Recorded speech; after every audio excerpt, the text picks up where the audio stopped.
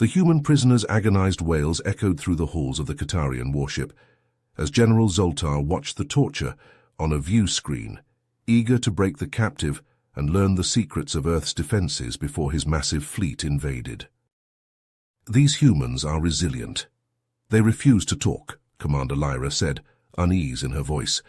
She turned from the disturbing video feed to face the general in the dimly lit command center overlooking the blue planet below. Perhaps we are underestimating them.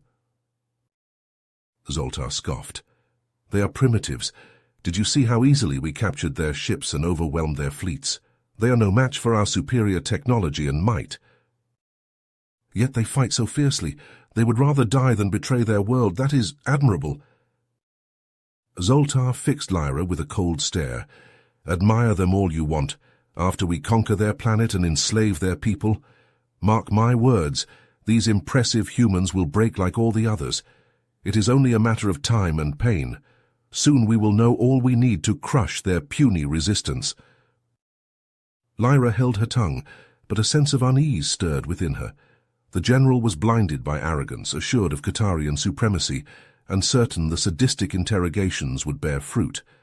But with each passing day, each human captive defiant to the last, her doubts grew.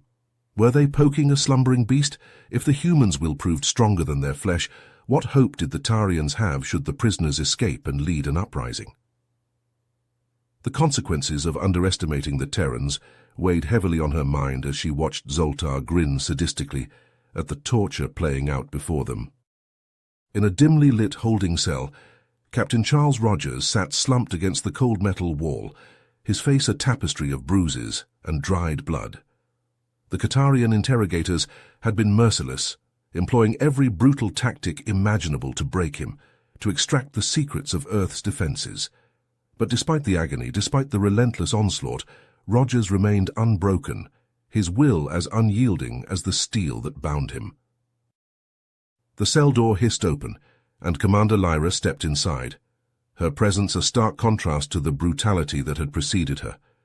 She dismissed the guards with a curt nod, her gaze fixed upon the battered human before her. "Captain Rogers," she began, her voice softened, a departure from the harsh commands of the interrogators. "I come not to inflict further pain, but to understand. Help me comprehend the source of your remarkable resilience." Rogers lifted his head, his eyes narrowing as he studied the Tarian commander. "Why the sudden interest in understanding, Commander?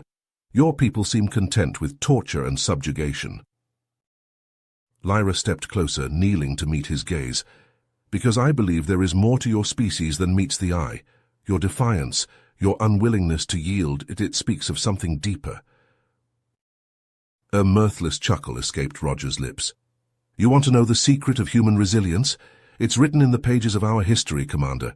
We've endured countless wars, unimaginable horrors, and yet we've always found the strength to rise again." Lyra listened intently, genuine curiosity etched upon her features. "How do you find such strength in the face of overwhelming odds?" Rogers leaned forward, his voice low but filled with conviction. "Through unity, Commander. Through the bonds that tie us together. When faced with existential threats, we humans have learned to set aside our differences and fight as one. It's not about individual survival, it's about the survival of our species, our way of life." Lyra sat back on her heels, absorbing his words. The depth of human resilience, the capacity for sacrifice in the name of a greater cause, it was a concept alien to the Qatarian way of thinking. Sensing her contemplation, Rogers continued, "Let me tell you a story, Commander. In an ancient war on Earth, soldiers were captured and subjected to unimaginable torture. They faced certain death, yet not one of them betrayed their comrades or their cause. They endured the unendurable, all for the sake of loyalty and honor." As Lyra listened, a flicker of doubt ignited within her. The humans were not the primitives they had been led to believe. They possessed a strength of spirit, a depth of conviction that the Qatarians had grossly underestimated. "Your tale is compelling, Captain," Lyra admitted, her voice tinged with a newfound respect. "Perhaps we have misjudged your species. Perhaps there is more to humanity than meets the eye." Rogers met her gaze, a glimmer of hope in his eyes. "There is, Commander, and if your people continue down this path of aggression, you may come to regret awakening the full measure of human resolve." As Lyra rose to her feet, her mind reeled with the implications of Rogers' words.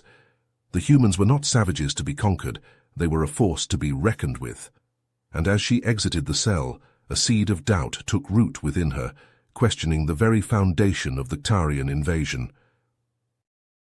Lyra strode onto the command deck, her face a steeled mask that hid the growing trepidation within.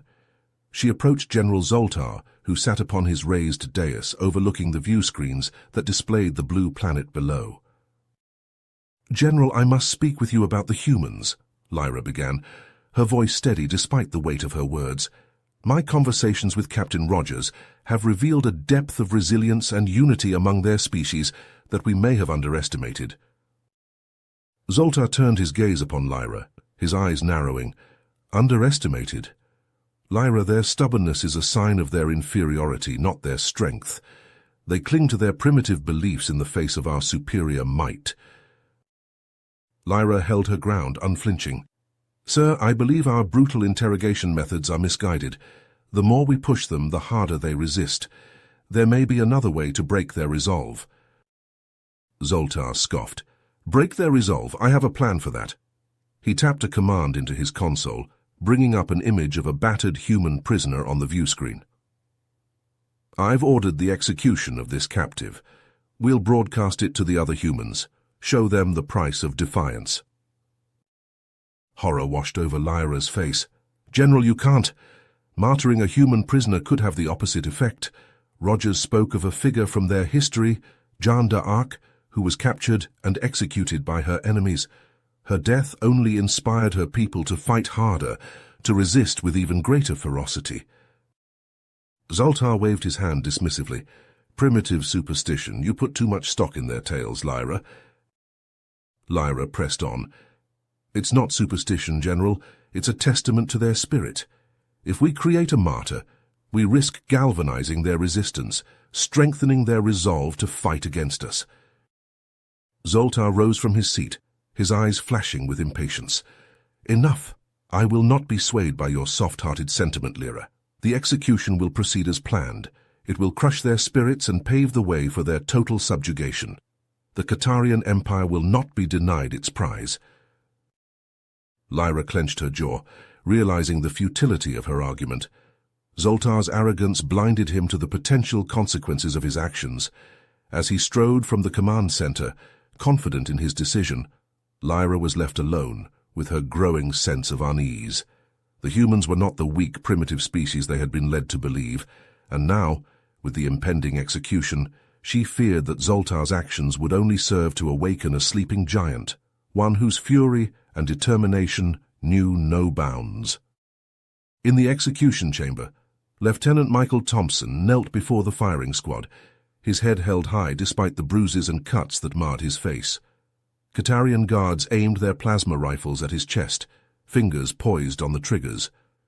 Thompson stared defiantly at his captors, refusing to give them the satisfaction of seeing fear in his eyes.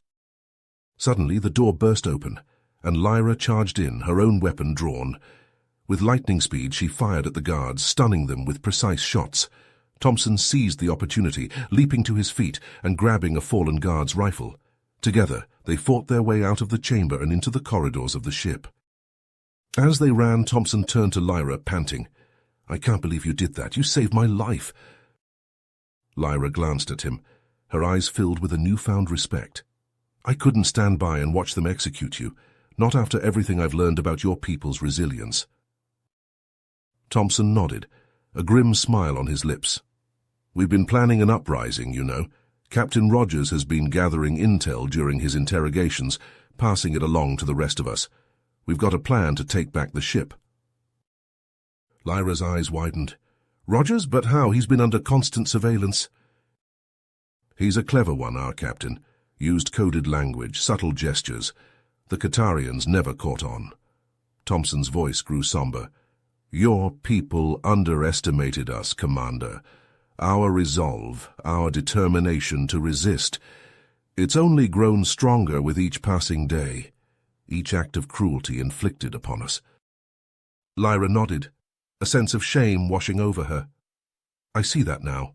The stories Rogers told me of your people's past, of prisoners who defied their captors against all odds. I understand the depth of your spirit. Alarms began to blare throughout the ship, red lights flashing in the corridors. Thompson gripped his rifle tighter. That's my cue. The uprising has begun. I need to join the others. Lyra placed a hand on his shoulder. Go, I'll do what I can to help from within the command center. Your people won't fight this battle alone. With a final nod of gratitude, Thompson sprinted down the corridor, ready to join his fellow prisoners in their fight for freedom. Lyra watched him go, a newfound determination burning within her. The Ktarians had sown the seeds of their own destruction by underestimating the indomitable human spirit. The acrid stench of smoke and burning circuitry filled the air as Lyra stumbled through the debris-strewn corridors of the Ktarian warship. Alarms blared, red emergency lights flashing as the vessel shuddered from the chaos unleashed by the human prisoners' uprising. She made her way to the command center, her heart pounding in her chest.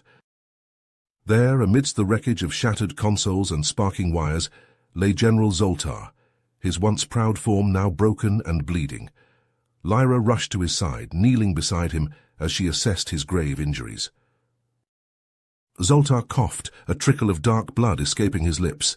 His eyes, once filled with arrogance and disdain, now held a glimmer of bitter realization. Lyra, he rasped, his voice strained. The humans. We underestimated them. Lyra nodded solemnly, her hand resting on Zoltar's shoulder. Yes, General. Their resilience, their determination. It was beyond anything we could have anticipated. Zoltar winced as a spasm of pain racked his body. Our arrogance blinded us. We thought them weak, primitive, but their spirit, their unity in the face of adversity, it was unbreakable. Lyra's mind flashed back to her conversations with Captain Rogers, the tales he had shared of human perseverance in the darkest of times. Rogers told me a story, she began, her voice soft, of human prisoners in an ancient war. Faced with certain death, they chose to sacrifice themselves to protect their comrades, to keep their resistance plans secret. Zoltar's eyes widened, a flicker of understanding dawning on his face. Their loyalty, their willingness to die for each other, it only made them stronger. Lyra nodded, tears welling in her eyes. Our cruelty, our attempts to break them, it only fueled their resolve. We created the very thing we sought to destroy. The ship shook violently, the sound of distant explosions echoing through the halls. Zoltar coughed again, his breathing growing shallow. Lyra, you must find a way to end this, to forge peace between our peoples, or all will be lost. Lyra grasped Zoltar's hand, her voice fierce with determination. I will, General, I swear it. The humans have shown us the power of understanding, of respect. We must learn from them, build a future together. Zoltar managed a weak smile, his eyes drifting closed. Perhaps in the end we were the ones who needed to learn. As the life faded from Zoltar's body, Lyra bowed her head, a silent promise forming in her heart. The path ahead would be difficult, the scars of war deep and painful.